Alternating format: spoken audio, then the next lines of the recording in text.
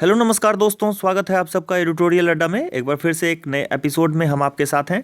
आज का जो एपिसोड है इसमें हमने लुसेंट जीके टेस्ट सीरीज़ का दूसरा एपिसोड हम आपके साथ शेयर कर रहे हैं। पहला एपिसोड इससे पहले आया था जिसमें हमने पेज नंबर 1 से पेज नंबर 7 तक के सभी महत्वपूर्ण प्रश्नों को शामिल किया था। आपके कमेंट हमने देखा, बहुत अच्छा लगता है। आप जब लाइक करते हैं, अच्छे अच्छे कमेंट करते हैं तो ये देखकर बहुत अच्छा लगता है। तो आज का जो एपिसोड होगा इसमें हमने कुल 50 प्रश्नों को शामिल किया है। काफ़ी मज़ेदार प्रश्न हैं। बीपीएससी के पैटर्न पर हमने इस पैटर्न को सजाया है, इस टेस्ट सीरीज़ को। तो कुल 5 ऑप्शन दिए गए हैं। 5वां ऑप्शन आप जानते हैं बीपीएससी में काफ़ी खतरनाक होता है, तो थोड़ा संभल कर प्रयोग करेंगे। तो चलिए एपिसोड को शुरू करते हैं। पहला प्रश्न देखते हैं। पहला प्रश्न है, लिंग पूजा का पहला स्पष्ट वर्णन निम्नलिखित किस ग्रंथ में मिलता है? सही जवाब है ऑप्शन बी, मत्स्य पुराण में पहला लिंग पूजा का वर्णन मिलता है। जबकि लिंग पूजा उपासना की अगर बात करें तो ये प्रारंभिक साक्ष्य हमें हड़प्पा संस्कृति यानी सिंधु सभ्यता में ही मिल जाती है। रुद्र यानी कि शिव की पत्नी के रूप में पार्वती का नाम तैत्तिरीय आरण्यक में मिलता है। जबकि वामन पुराण में शैव संप्रदाय की संख्या 4 बताई गई है, जिसमें पाशुपत, कपालिक, कालामुख तथा लिंगायत शामिल हैं। अगला प्रश्न देखते हैं। दूसरा प्रश्न है, शून्य संपादने निम्नलिखित किस संप्रदाय का मुख्य धार्मिक ग्रंथ है? यहाँ सही जवाब हो जाएगा ऑप्शन डी, लिंगायत संप्रदाय का ये एक धार्मिक ग्रंथ है। वसव पुराण में लिंगायत संप्रदाय के प्रवर्तक के रूप में अल्लभ प्रभु तथा उनके शिष्य वासव का वर्णन किया गया है।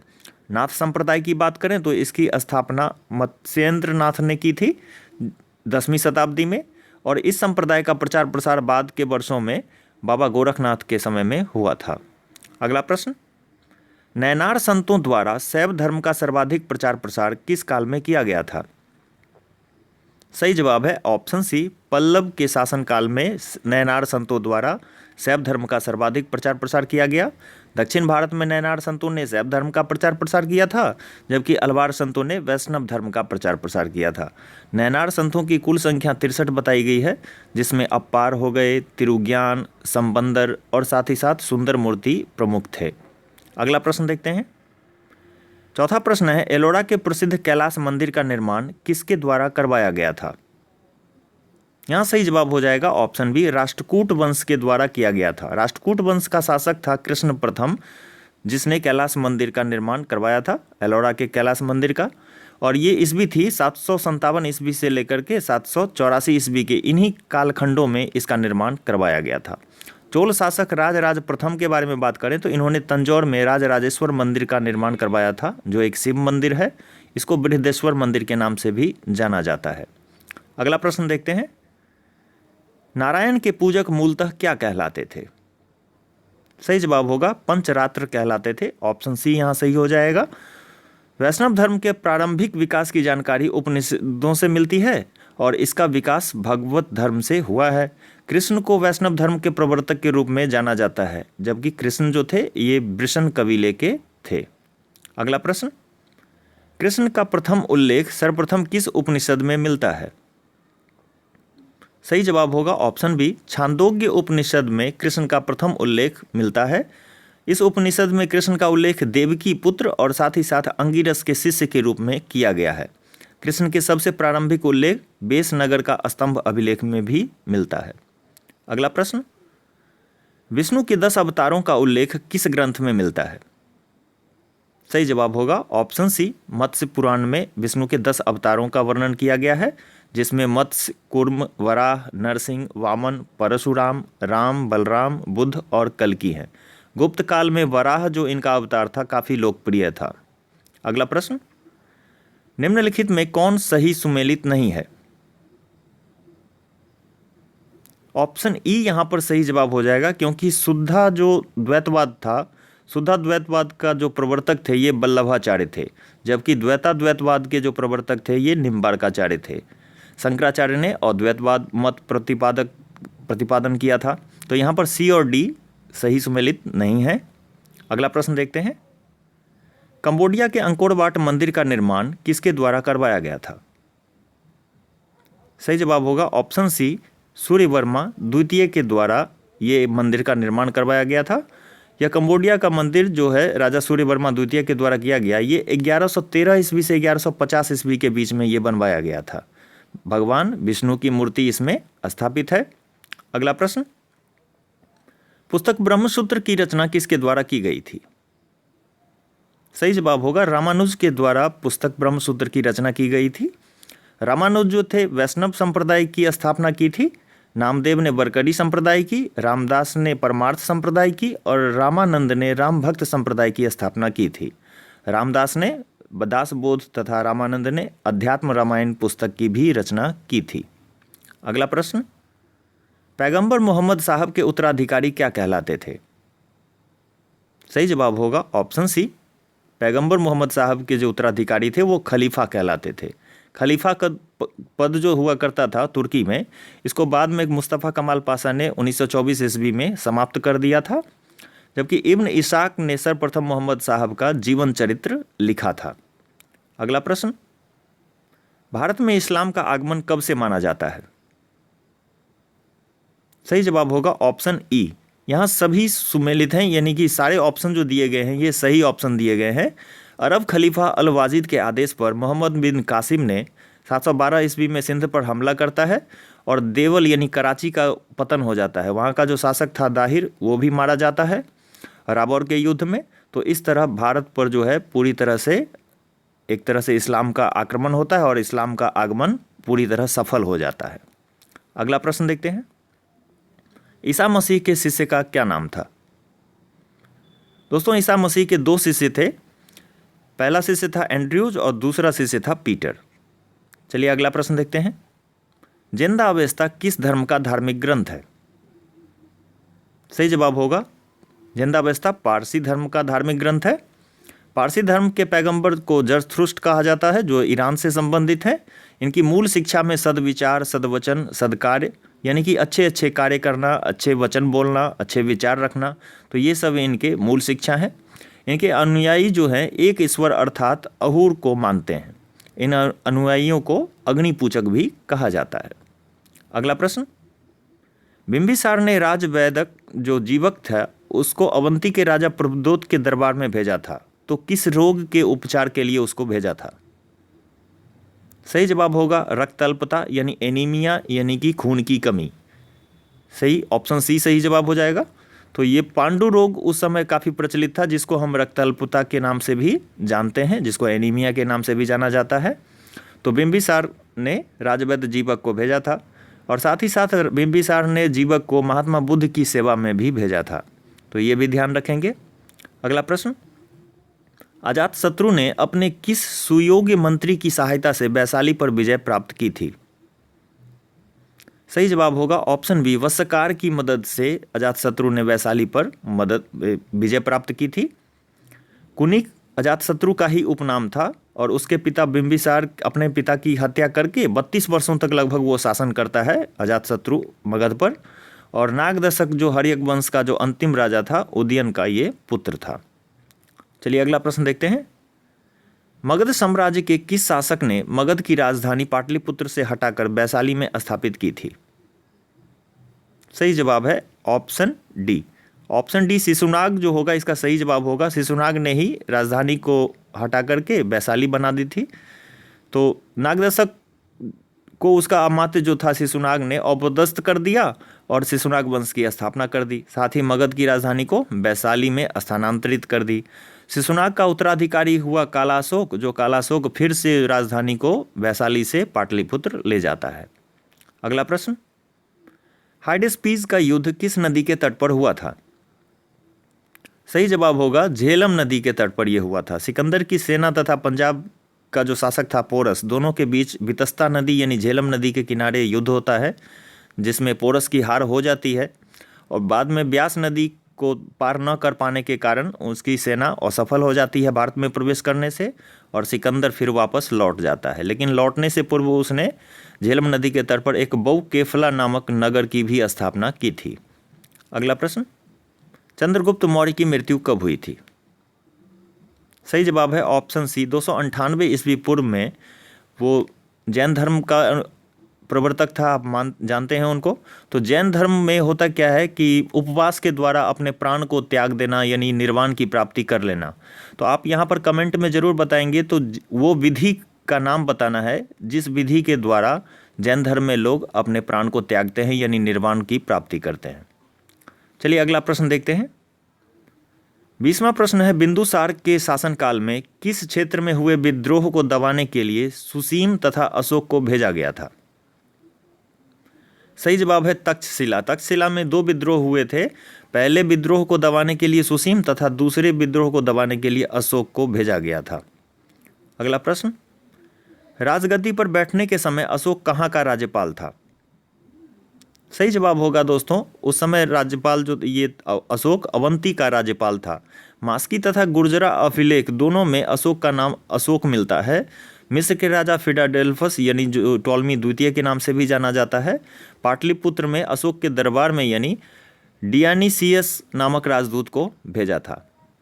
अगला प्रश्न, अशोक द्वारा बौद्ध धर्म ग्रहण करने के संबंध में निम्नलिखित कौन सा विकल्प सही है? सही जवाब होगा ऑप्शन ई। उपरोक्त तो सभी इसमें जो हैं सही सुमेलित हैं, सही वचन दिए गए हैं। निग्रोध के प्रवचन सुनकर अशोक जो है बौद्ध धर्म को अपना लिया, ये बिल्कुल बात सही है। 261 ईस्वी पूर्व में कलिंग पर आक्रमण होता है, उसका हृदय परिवर्तन हो जाता है, ये भी बात सही है। उपगुप्त से उसने बौद्ध धर्म की शिक्षा ली थी, ये भी सही है। और लेकिन ऑप्शन डी यहाँ पर सही नहीं है, तो ए, बी और सी यहाँ पर तीनों कथन सही दिए गए हैं। साथ ही कहा गया है कि ये पहले ब्राह्मण धर्म का भी अनुयायी था। राजतरंगिणी में बताया गया है कि ये शैव धर्म का भी उपासक था, तो ये भी बात ध्यान रखेंगे। अगला प्रश्न, अशोक के राज्याभिषेक के समय एक उपासक के रूप में उसके तीर्थ यात्रा के संबंध में कौन सही सुमेलित नहीं है? और यहाँ पर ऑप्शन सी सही सुमेलित नहीं है, जबकि ए, बी और डी जो हैं ये सही सुमेलित हैं, सही कथन दिए गए हैं। 10वें वर्ष वह बोध गया की यात्रा करता है। 12वें वर्ष निगाली सागर जो नेपाल में एक तीर्थ स्थल है बौद्ध धर्म से संबंधित, तो वहाँ की यात्रा करता है। और 20वें वर्ष में ये लुम्बिनी की यात्रा करता है। जबकि इसके पुत्र जो महेंद्र और संघमित्रा थे, इन्होंने श्रीलंका की यात्रा की थी। और बौद्ध मतानुसार कहा गया है कि अशोक ने लगभग 84,000 स्तूपों का निर्माण भी करवाया था। चलिए अगला प्रश्न देखते हैं। अशोक के पौत्र दशरथ ने आजीविकों को कौन सी गुफा प्रदान की थी? सही जवाब होगा ऑप्शन ई। कर्ज चौपार, सुदामा और विश्व झोपड़ी ये सभी गुफाएं अशोक द्वारा बनवाई गई थी बराबर की पहाड़ियों में, जबकि उसके पौत्र दशरथ ने आजीविकों को रहने के लिए नागार्जुन गुफा प्रदान की थी। अशोक के 7वें स्तंभ लेख में आजीविकों को का उल्लेख किया गया है और साथ ही साथ महामात्रों को आदेश दिया गया है कि इनका अच्छे से ध्यान रखा जाए। अगला प्रश्न देखते हैं। अशोक के शिलालेखों में प्रयुक्त लिपि में कौन सी लिपि यानी कि बाईं से दाईं ओर लिखी जाती थी? तो बताना है कौन सी लिपि बाईं से दाईं ओर लिखी जाती थी। दोस्तों यहाँ पर ऑप्शन ई सही हो जाएगा, क्योंकि ब्राह्मी लिपि, ग्रीक लिपि और अरमाइक लिपि ये तीनों लिपि बाईं से दाईं ओर लिखी जाती थी, जबकि खरोष्टी लिपि जो थी ये दाईं ओर से बाईं ओर लिखी जाती थी। चलिए अगला प्रश्न देखते हैं। अशोक के शिलालेखों की खोज करने का श्रेय किसे दिया जाता है? सही जवाब है पादरेटी फेंथेलर। ऑप्शन ए यहाँ पर सही जवाब हो जाएगा। 1750 ईस्वी में पादरेटी फेंथेलर ने इसकी खोज की थी, जिसकी संख्या 14 बताई गई है शिलालेखों की।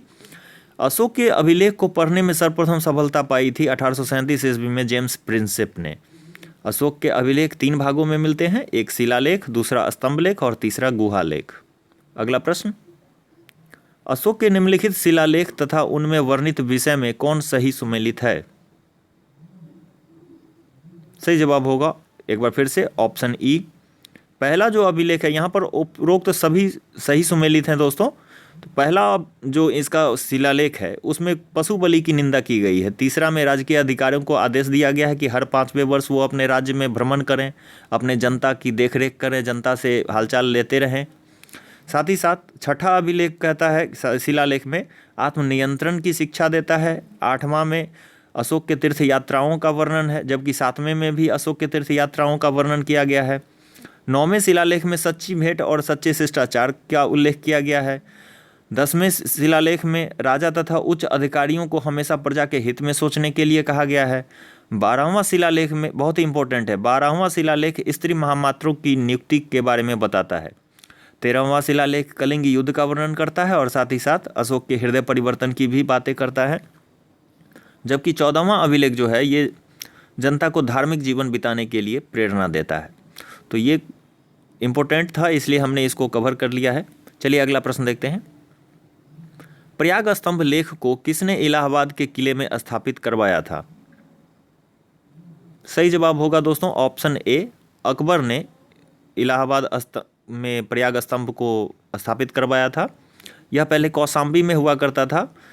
फिरोज शाह तुगलक द्वारा टोपरा और मेरठ में जो 2 स्तंभ थे उसको दिल्ली लाया गया। साथ ही साथ बात करें तो रामपुरवा जो पश्चिम चंपारण में स्थित है बिहार के, इसकी खोज 1882 ईस्वी में कार्लायल के द्वारा की गई थी। साथ ही साथ लौरिया जो नंदराज पश्चिम चंपारण में स्थित है, ये स्तंभलेख पे एक कलाकृति छपी हुई है जो मोर की आकृति में है। साथ ही साथ बात करें तो कौशाम्बी अभिलेख को रानी का अभिलेख भी कहा जाता है, तो इसको ध्यान रखेंगे, पूछा जा सकता है। अगला प्रश्न, मेगास्थनीज के अनुसार तत्कालीन भारतीय समाज कितने वर्गों में विभाजित था? सही जवाब होगा 7 वर्गों में विभाजित था। 7 वर्गों में आते थे दार्शनिक, किसान, अहीर, कारीगर, सैनिक, निरीक्षक और सभासद। साथ ही साथ बात करें तो नगर का जो प्रशासन था ये 30 सदस्यों का एक मंडल चलाता था जो 6 समितियों में बटा था और हर एक समिति में 5 सदस्य होते थे। बिक्री कर के रूप में मूल्य का 10वां भाग वसूला जाता था। अगला प्रश्न, नंद वंश के विनाश में चंद्रगुप्त मौर्य ने कश्मीर के किस राजा से सहायता प्राप्त की थी? यहाँ सही जवाब होगा ऑप्शन बी, प्रवर्तक की सहायता उसने प्राप्त की थी। अगला प्रश्न है, मौर्य वंश का अंत कब हुआ? सही जवाब होगा ऑप्शन सी, 185 ईस्वी पूर्व में मौर्य वंश का अंत हो गया था। लगभग 137 वर्षों की तक शासन करने के बाद मौर्य वंश का जो अंतिम शासक था बृहदत्त, उसका सेनापति पुष्यमित्र शुंग ने 185 ईस्वी पूर्व में उसकी हत्या कर दी और मगध पर शुंग वंश की स्थापना कर दी थी। नेक्स्ट, शुंग वंश का अंतिम शासक कौन था? यहाँ सही जवाब हो जाएगा देवभूति जो था ये शुंग वंश का अंतिम शासक था। इसकी हत्या कर दी गई 73 ईस्वी पूर्व में वासुदेव के द्वारा और मगध पर कण्व वंश की स्थापना कर दी। कण्व वंश का अंतिम शासक था सुशर्मा जिसकी हत्या सिमुक ने कर दी 60 ईस्वी पूर्व में और सातवाहन वंश की स्थापना कर दी। तो काफ़ी रोमांचक स्थिति में ये सारी घटनाएं होती हैं, तो इसको थोड़ा याद रखेंगे। अगला प्रश्न, सातवाहन वंश में शीशे के सिक्कों का आयात कहाँ से किया जाता था? दोस्तों ये रोम से शीशे मंगवाए जाते थे, एक खास प्रकार के होते थे ये सिक्के। सातवाहन वंश पितृसत्तात्मक था क्योंकि यह सिंहासन का जो उत्तराधिकारी था वो पुत्र ही होता था। हालांकि सातवाहन वंश में अगर बात करें तो उनके शासकों में उनके माता का नाम का जुड़ा होना मातृसत्तात्मक ढांचे का आभास जरूर कराता है। सातवाहनों की भाषा के बारे में बात करें तो भाषा थी उनकी प्राकृत और लिपि थी ब्राह्मी। सातवाहन को उत्तर और दक्षिण भारत के बीच सेतु का काम करता था। नेक्स्ट, भारत पर आक्रमण करने वाले विदेशी आक्रमणकारियों को सही क्रम में सजाएं। यहाँ ऑप्शन ए सही होगा। सबसे पहले आए हिंद यूनानी, उसके बाद शक आए, फिर पहलव और फिर कुषाण। डेमेट्रियस प्रथम पहला जो हिंद यूनानी शासक था लगभग 190 ईस्वी पूर्व में ये भारत पर हमला करता है और ये सफल भी होता है। दूसरा जो काफ़ी विख्यात राजा हुआ वो था मिनांडर जिसने बौद्ध धर्म को ग्रहण कर लिया था बाद में। भारत में सर्वप्रथम इन्होंने ही सोने के सिक्के भी जारी किए थे। ये बातें हो रही है हिंद यूनानियों के बारे में और इनके बारे में स्पष्ट रूप से कहा जा सकता है कि किस राजा ने कौन से सिक्के जारी किए, ये स्पष्ट रूप से कहा जा सकता है। साथ ही साथ हेलेनिस्टिक आर्ट भी इन्होंने चलाई थी जो गंधार कला के नाम से प्रचलित था। और भारत में अगर बात करें तो नाट्य कला में पर्दे का जो प्रचलन है इन्होंने भी हिंद यूनानी शासकों के द्वारा ही ये भी प्रचलन किया गया था। अगला प्रश्न, भारत में विक्रम संवत की शुरुआत कब से हुई? सही जवाब है दोस्तों ऑप्शन है 57 ईस्वी पूर्व या कहीं कहीं 58 ईस्वी पूर्व भी इसे माना जाता है। तो जो ऑप्शन आपके पास आएंगे उस पर आप विचार करेंगे। तो यहाँ पर 57 ईस्वी पूर्व हम इसको मान रहे हैं। तो उज्जैन के स्थानीय राजा ने 57 से 58 ईस्वी पूर्व में शकों को पराजित कर दिया था और उसे भारत से खदेड़ दिया था। साथ ही साथ विक्रमादित्य की उपाधि भी उसने धारण की थी। कनिष्क की बात करें तो इन्होंने 78 ईस्वी पूर्व में राज्यारोहण किया था, 78 ईस्वी में, और वहाँ से इन्होंने शक संवत चलाया था, जो भारत सरकार द्वारा भी प्रयोग में लाया जाता है। 160 ईस्वी पूर्व में लोधी संवत यानी ब्रह्म स्वरूप लोधी जो राज्यारोहण करता है, तो उसने लोधी संवत चला दी थी। और बाद में गुप्त वंश ने जो 320 ईस्वी में चंद्रगुप्त प्रथम राज्यारोहण करता है, तो इसने गुप्त संवत चलाई थी। तो इसको ध्यान रखेंगे। नेक्स्ट, कुषाण वंश के संबंध में निम्नलिखित कौन सा कथन असत्य है? सही जवाब होगा ऑप्शन बी। कह रहा है कि कनिष्क बौद्ध धर्म के हीनयान संप्रदाय का अनुयायी था, जबकि ये बात गलत है, वो महायान संप्रदाय का अनुयायी था। चीनी जनरल पेन चोआ ने कनिष्क को हराया था। महाविवाह सूत्र जिसकी रचना वसुमित्र ने की थी, इसे बौद्ध धर्म का विश्वकोश भी कहा जाता है। जबकि बुद्धचरित जो बौद्धों का रामायण कहा जाता है, इसकी रचना अश्वघोष ने की थी। नागार्जुन कनिष्क के दरबार में रहता था और इसे भारत का आइंस्टीन कहा जाता है। कुषाण वंश का अंतिम शासक वासुदेव कहलाया। नेक्स्ट, संगम साहित्य में निम्नलिखित किस वंश का कोई योगदान नहीं है? सही जवाब होगा ऑप्शन ए, पल्लव का कोई योगदान है। संगम साहित्य की बात करें तो उसमें मुख्य रूप से 3 वंश आते हैं, चोल, चेर और पांड्य। तो तीनों राज्य जो हैं ये काफ़ी एक बैठक करते थे। इनके जितने भी जो विद्वान होते थे, ये एक जगह बैठ कर के साहित्यों की रचना की जाती थी। उत्तर पूर्व में चोल राज्य था, दक्षिण पश्चिम में चेर और दक्षिण पूर्व में पांड्य राज्य स्थापित था। नेक्स्ट, किसने उल्लेख किया है कि नंदों ने अपना कोष गंगा की धारा में छुपा रखा था?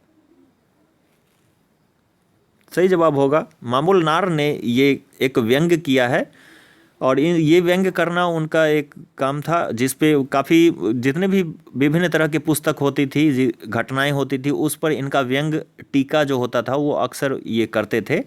तो ये इस संदर्भ में किया है कि गंगा नदी द्वारा जो पाटलिपुत्र के विनाश के बात की जाती है। हालांकि बहुत लोगों का मानना है कि आग लग जाने से भी जो पाटलिपुत्र का विनाश हो गया, तो इस संदर्भ में ये बातें यहाँ पर की गई है। चलिए अगला प्रश्न देखते हैं। तमिल का गौरव ग्रंथ जीवक चिंतामणि का संबंध किस धर्म से है? यहाँ सही जवाब हो जाएगा दोस्तों ऑप्शन सी, जैन धर्म से इसका संबंध बताया जाता है, क्योंकि जो जीवक चिंतामणि की रचनाकार हैं तिरुक्तक देवर, जो ये एक जैन भिक्षु थे। हालांकि ये बहुत ही बाद की रचना है। चलिए नेक्स्ट क्वेश्चन देखते हैं। कपाटपुरम में संपन्न दूसरी संगम में निम्नलिखित कौन सी पुस्तक की रचना की गई थी? सही जवाब है तुलक्का पीएम की रचना की गई थी, जो एक व्याकरण के है, तमिल व्याकरण है, और तुलक्का पीयर ने इसकी रचना की थी। जबकि अकट्टिकम परिपदाल तथा ये प्रथम संगम की रचना है, जबकि कुरुंथोके और नत्रिनई ये तीसरे संगम की रचना है, जिसकी अध्यक्षता नक्कीरर ने की थी। प्रथम तथा द्वितीय दोनों संगम की रचना जो अध्यक्षता है वो अगस्त्य ऋषि के द्वारा की गई थी। नेक्स्ट क्वेश्चन देखते हैं। तमिल साहित्य की कौन सी रचना तमिल जनता में राष्ट्रीय काव्य के रूप में मानी जाती है? सही जवाब है शिल्पाधिकारम। दोस्तों यहाँ पर बात करें तो शिल्पाधिकारम और मणिक मेकलई ये दोनों प्रेम प्रसंगों की एक रचना है, जो तमिल जनता में काफ़ी फेमस हुआ करती थी। इसके जो रचयिता हैं वो बौद्ध हुआ करते थे। तो शिल्पाधिकारम इस तरह से बौद्ध धर्म से संबंधित भी माना जाता है। तमिल साहित्य में यह एक महाकाव्य का रूप लेता है, जिसकी रचना इलांगो आदिगल के रूप के द्वारा की गई थी। कावेरीपट्टनम में के जो कोवलन थे और उनकी पत्नी कन्नगी एवं नर्तकी हुआ करती थी, जो नूपुर के आसपास ये घटना घटती है शिल्पाधिकारम पुस्तक में। तो वहाँ की नर्तकी थी माधवी। इन तीनों के बीच एक ट्रायंगल था, प्रेम कहानी दर्शाया गया है। साथ ही साथ मणिक मेकले के बारे में बात करें तो इसके जो रचनाकार थे शीतलेश सतनार, ये काफ़ी प्रचलित थे उन दिनों, और इन्होंने रचना की थी एक काफ़ी प्रेम प्रसंगों वाली ही थी, और प्रेम प्रसंग हुआ करता था उदय कुमारन और मणिक मेकले के बीच।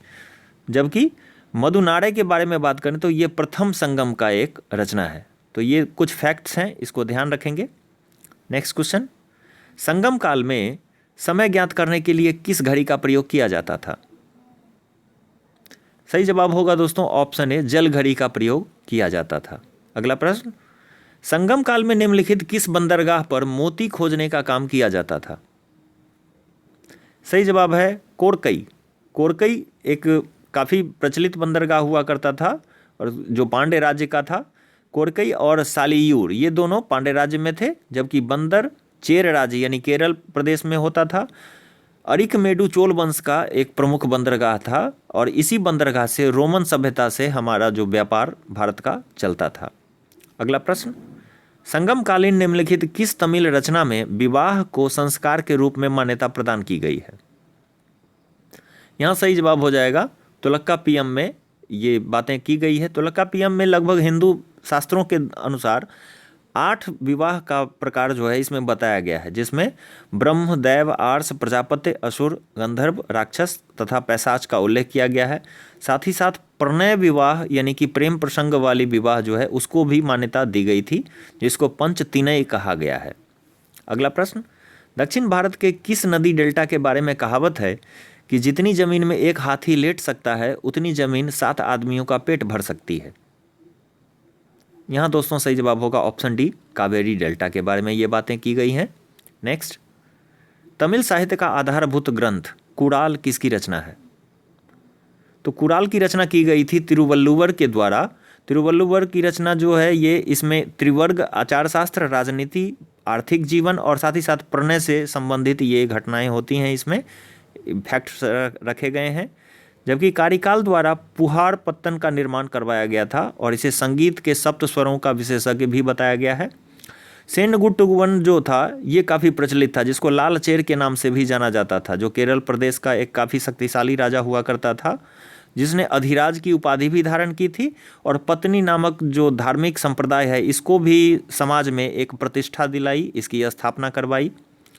जबकि नेंडुजेलियन जो था ये पांड्य राजा था और पांड्य राजों में ये सबसे शक्तिमान था।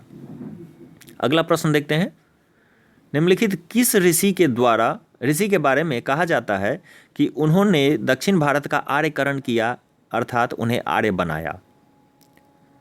सही जवाब होगा दोस्तों अगस्त्य ऋषि के बारे में ये बातें कही जा रही है, क्योंकि पहला और दूसरा जो संगम है इन्हीं की अध्यक्षता में हुआ था और काफ़ी अच्छे इसमें रचना भी की गई थी, साहित्य की रचना हुई थी, तो इस कारण से इन्हें ये उपनाम दिया गया है। अगला प्रश्न देखते हैं, तमिल काव्य का ओडिसी किसे कहा जाता है? सही जवाब होगा मणिक मेकले के बारे में ये बात की जा रही है। मणिमेकले एक और शिल्पाधिकारम हमने अभी देखा है कि वो एक प्रेम प्रसंग वाली रचना है, इस कारण से ये बातें इसमें की गई है। जबकि शिल्पाधिकारम को तमिल काव्य का इलियड कहा गया है, तो ये ध्यान रखेंगे, पूछा जा सकता है। चलिए अगला प्रश्न, संगमकालीन साहित्य में कोन, को एवं मन किसके लिए प्रयुक्त होता था? सही जवाब होगा राजा के लिए ये सारे वर्ड हैं ये यूज किए जाते थे। अगला प्रश्न देखते हैं, अंतिम प्रश्न, संगम काल में मुजरिस किस राज्य का प्रमुख बंदरगाह था? ये केरल में एक बंदरगाह हुआ करता था जो चेर राज्य का हुआ करता था दोस्तों, तो ऑप्शन बी यहाँ पर सही जवाब होगा। तो दोस्तों यहाँ पर हमारा एपिसोड समाप्त होता है। उम्मीद करते हैं ये एपिसोड आपको अच्छा लगा होगा। अपने दोस्तों में ज़रूर इसको शेयर करें, जो भी आपके सहपाठी हैं, आपके साथ पढ़ते हैं, आपकी विचारधारा उनसे मिलती है, तो ज़रूर आप उनसे डिस्कस करें किसी भी प्रश्न पे। तो अगला एपिसोड जो हमारा आएगा ये पेज नंबर 15 से 21 तक हम उसमें कवर करेंगे।